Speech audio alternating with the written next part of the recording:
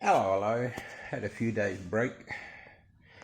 When I do stuff like this, it takes me a bit to recover. Last time I filmed, afterwards I went inside for a while and I just couldn't leave it alone. So I put that back up there. This post is a bit lower than that one. I did that so I could get underneath that angle iron,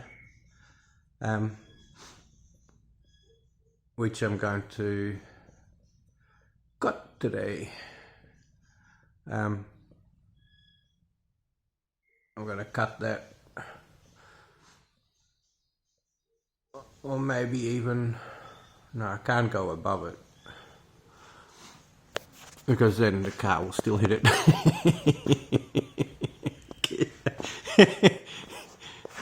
That made great sense, huh? I'm going to run a support structure from there to there. Same on that side, from there to there. I'll probably use the angle iron that I cut out of there.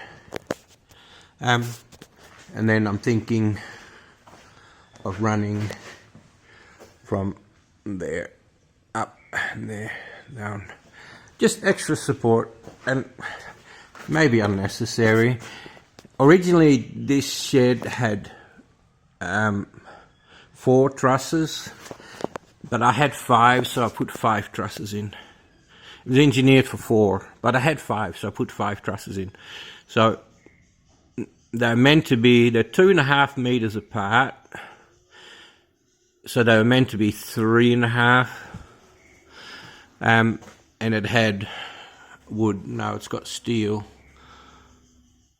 So if I leave the end trusses braced up,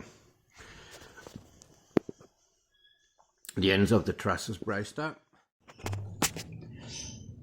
Hey! Yeah, it's pain you hear my voice. I'm ready for the knackers. Take me down there, chop me up, sell me for meat. Yeah. I'm booked. I'm sore. I need pain relief. Ooh. 3.2 meters, people. To the top of the post is 3.2. So the roof of the vehicle can probably go to 350, I imagine, before it hits the switch. You know, I mean, even if I put the hoist sideways, it's only going to go up maybe 1.5 inches or 40 millimeters.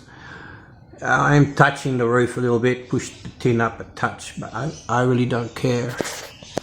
I started working out how to hook things up. It's pretty straightforward, really. The hydraulic line goes across the top to there, goes to that point inside.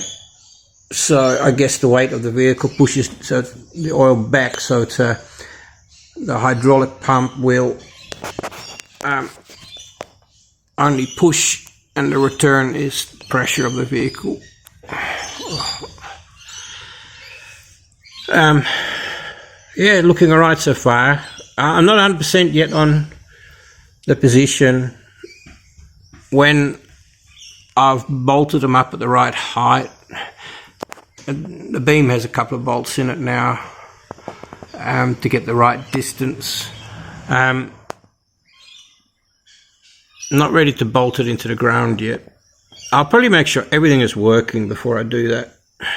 If you buy something second hand, you want to be damn sure everything's working fine before you bolt it to the concrete.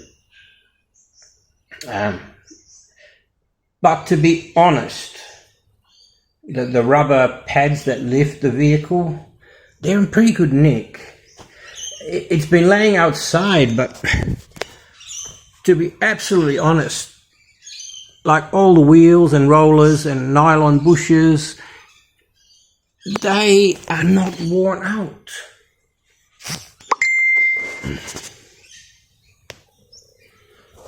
Okay. Oh, they are not worn out. So I don't think it's had a lot of work in its life. It's been used and then stuck on a pallet. It spent a lot of time outside, quite a few years I'd say. I'll flush out the hydraulics. You know, fill it full of air and push it all out. I'll have a look online to see what the best way to do that. I will lift up the, I don't know what they're called. I'll lift them up, I'll just say that, and have a look underneath. Maybe the rams have a drain plug in the bottom. It'd be nice if it did, because one of the plugs on the inside, they didn't put a protector on top of the fitting, and there's muck and dirt in there, which is sad because now the hydraulics are dirty, but nothing I can't fix. So 3.2 meters to the top of the post. It is almost touching the top of the roof in the middle. There you see how that there is not part of the thing. Let me get up. Creak, mine groan. Let me go in the doorway because the light messes up the filming.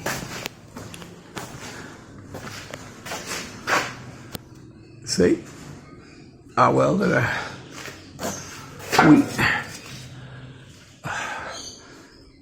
brace up. The center of the roof dropped by about less than 10 mil or a third of an inch roughly. Did this lens get dirty? Yeah, I think it was.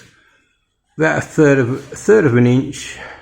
It's got a bit of a, but I haven't got those braces in yet. So what I'll do is I'll lift it up a bit, put those braces in on both sides, and you know it should be fine then. I don't think I need to put more steel in the roof after that. The only thing I'm concerned about is when the vehicle goes up that it shouldn't go that far under that it will hit that. No. Otherwise I have to move it back a little bit, but not a lot. I think I had it when I had it there before, but like I said, I'm not bolting it down till I'm 100% sure, and I've triple checked everything. The big persuader to move it. These cables are still a bit confusing. How they keep each side equal, I don't know. I did manage to find a manual online for this model. I haven't printed it out yet. I need to get some ink for my printer. But yeah, I've worked out how the safety latch works. See these little wheels? See? It's all really nice, like very little work. I broke the handle off that by accident. The only reason that spring is buggered, it got knocked on rust from being outside. I mean, look, all in very good nick, not badly knocked around or damaged. I can't really show you the rubber bits that go on under the chassis. Oh, I must be losing weight, my pants keep falling down. That rubber thing there did get torn off, sadly, during transport. But again, nothing I can't fix. I used the Boss welder for the first time as a stick welder, and it did pretty good. I could have migged it, but I just like setting up the gas and everything like that for a quick little job, and the metal's thick, so why bother? Once I'll have it set up permanently on a trolley one day. But for now, the stick would do fine for that structural work. I've got to get rid of that perspex. Messes up my filming. See, so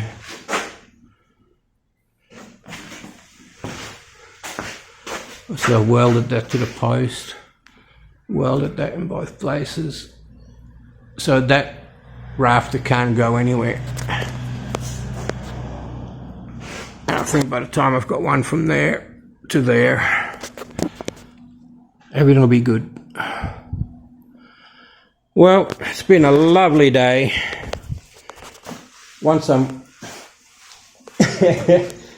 working, I'm loving it so much. But I'm limited to how much I can do. Sadly.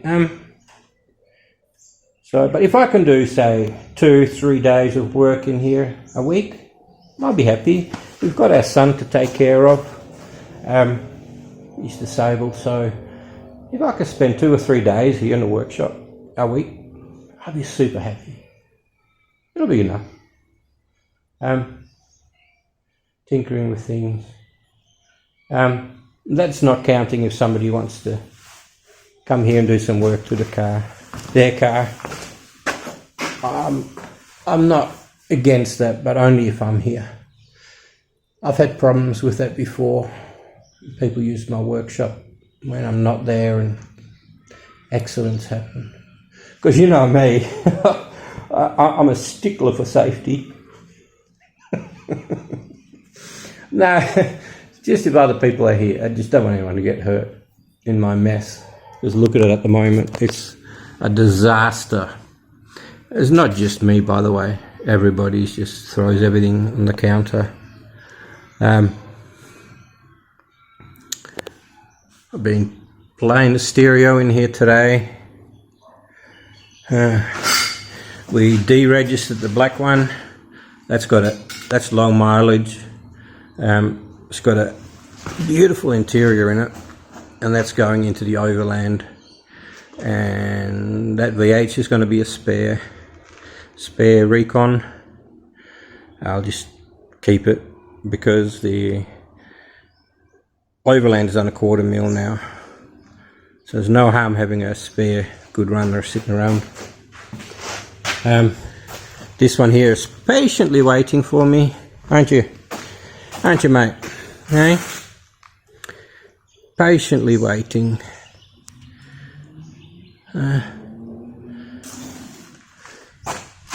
Lots of plans for this one.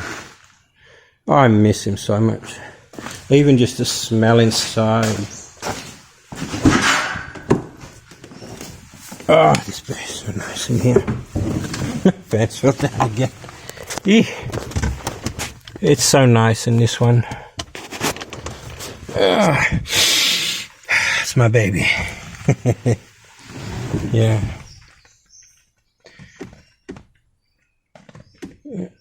But this one will probably go off-road a lot, so I'm not putting the really nice interior in this one. This will just be a toy. So.